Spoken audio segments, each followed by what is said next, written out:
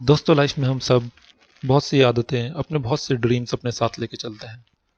इसमें से कुछ लोग तो इनको फुलफिल कर लेते हैं, लेकिन अधिकतर लोगों के साथ होता यह है कि वो अपने इन्हीं ड्रीम्स के बोझ तले दबते चले जाते हैं और अपनी बुरी आदतों को सुधार नहीं पाते, और देखते ही देखते एक दिन अपनी ओल्ड एज की तरफ बढ़ते चले जाते हैं।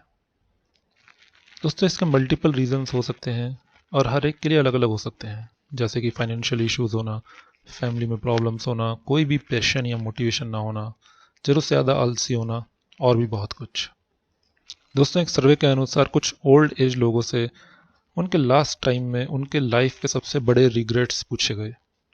उनमें से अधिकतर लोगों की सबसे कॉमन रिग्रेट यही थी कि उन्होंने लाइफ में वो चीज़ ट्राई ही नहीं करी जो वो करना चाहते थे। तो फर्स्ट स्टेप तो किसी भी चीज़ को स्टार्ट करना है, जिसके लिए हम प्लान एटसेट्रा कर सकते हैं। लेकिन क्या किसी भी चीज़ को स्टार्ट करना उसके कंप्लीशन या उसके सक्सेसफुल होने की गारंटी दे सकता है? इसका जवाब हमें पता ही है। या फिर बहुत बार हमारे साथ ये भी होता है, हम किसी भी काम को स्टार्ट तो बहुत ही जोश के साथ करते हैं, लेकिन उसके कुछ समय बाद ही हताश हो जाते हैं या फिर डीमोटिवेट हो जाते हैं और काम को बीच में ही छोड़ देते हैं। लेकिन ऐसा होता क्यों है, और आखिर इसका सॉल्यूशन क्या है?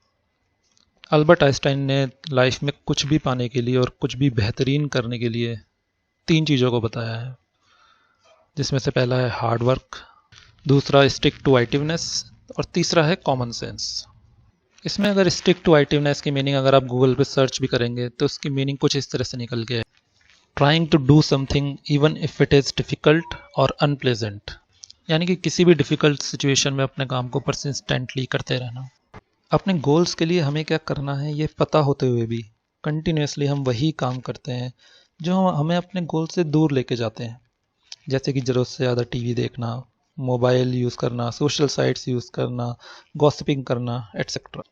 लाइफ में हर तरीके से बैलेंस बनाना, मेंटली फिजिकली अपना ध्यान रखना, ये हमारी प्रायोरिटी तो होनी ही चाहिए।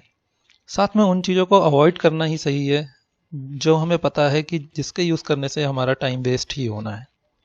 किसी भी काम को स्टार्ट करें with the right expectations and time का पूरा ध्यान और टाइम का पूरा बैलेंस बना के रखें।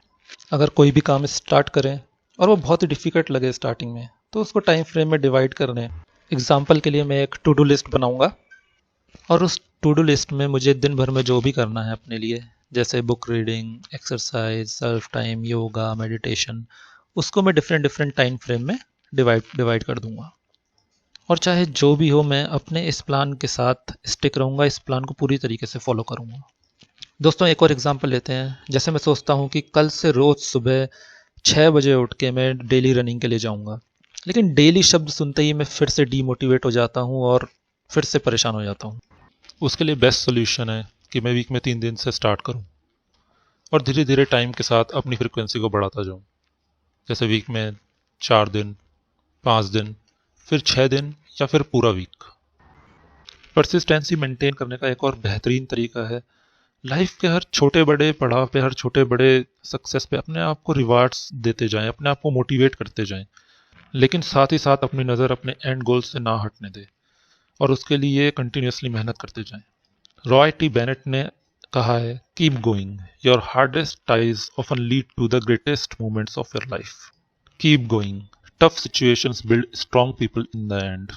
यानी कि किसी भी डिफ़िकल्ट सिचुएशन में बस चलते जाएं, अपना काम करते जाएं, जब तक आपको अपना गोल ना मिले।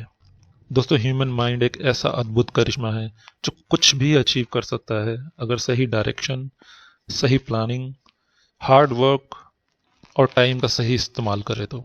इसी शुभकामनाओं के साथ धन्यवाद।